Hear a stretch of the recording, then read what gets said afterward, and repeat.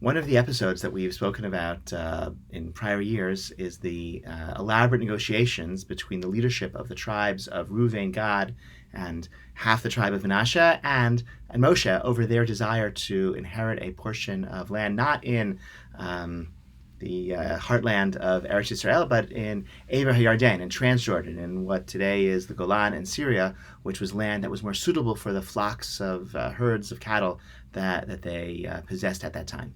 And there are two ways of understanding those negotiations, and we've spoken about that before. One way is that Moshe shamed them into changing their demand. That initially they said, yeah, well, this land is great for us, we're done, peace out. Or we want to stay here. And Moshe shamed them, your brothers are going to war and you're just going to sit here in safety. And they say, no, we never meant that.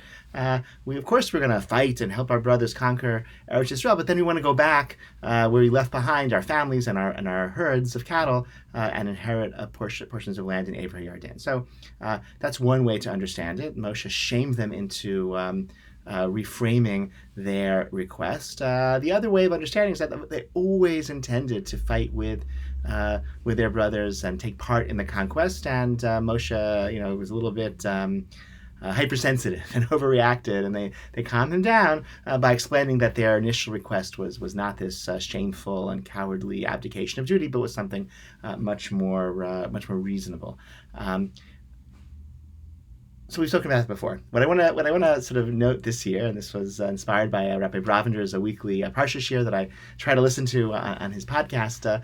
He notes that we get a follow up to the story in Sefer Yoshua when the conquest of Eretz Yisrael nears its completion, or at least the initial stage of the conquest is sufficiently accomplished that each of the tribes can find a place to settle. Yoshua says to Reuven, Gad, Chetzi, Shevet, Menashe, okay, you've done what you promised to go do, Moshe. Go home and everything's great. Okay, so far so good. And then there's a follow-up, though, because then what happens, they go back, they build a mizbeach, some sort of big altar in their tribal territory. This inspires outrage by the rest of Bnei Israel. You're establishing your own religion. You're not going to take part in our communal religious life. And they say, no, this was just to remind us that we are, in fact, part of Klal Yisrael. We remain part of the Jewish people as a spiritual unity, and that's why... And that's why we are building this altar, really as a memorial for us, as a testimony that we are part of Klal Yisrael. This altar symbolizes the altar that eventually will be, in Shiloh and then in Yerushalayim. That we have a part in that. So it's just interesting, I think, to note that the initial tension.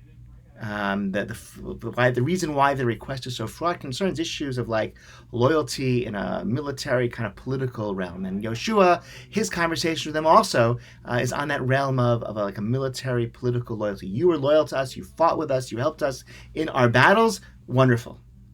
But then only after that conversation takes place, that conversation is resolved, then there's this whole other element that comes to the fore of this religious identification. Are you part of our religious community, or is there alienation between you and our common religious life? I think that's so interesting because there's a lot of conversations, and this time of year, leading up to Tisha B'Av, remembering, the destruction, remembering civil strife, or thinking about Sinat Chinam, baseless hatred that divides Jews and weakens us, and led to the destruction of the Beis Hamikdash and prevents it from being rebuilt. Right? So we sometimes focus on political loyalty and are you supporting our military efforts, like what does loyalty to Israel mean, but actually after those concerns are assuaged and accommodated, it's actually a kind of maybe a little more deeper concern that has to be explored, and that is there religious alienation, or is there a sense of common spiritual destiny? So the Vaychik spoke about this dual covenant that all Jews are entered into. There's the covenant of fate. All Jews from the time of the exodus from Egypt, we share a common fate. We suffer together, and we travel through history, suffering the travails of persecution together as Jews. But then there's also a covenant of destiny. We accept a common destiny. We stood at Sinai, and that's something that some Jews think that they don't have a part of, and really all Jews really should also understand that we have that common destiny as well, not just a common fate. We aren't just victims of history together. We also can stand together and pursue a common fate, a common destiny that we entered into when we stood at Sinai and accepted the Torah and the mitzvot of the Torah. Wishing you all Shabbat Shalom. Looking forward to seeing you over the course of the day.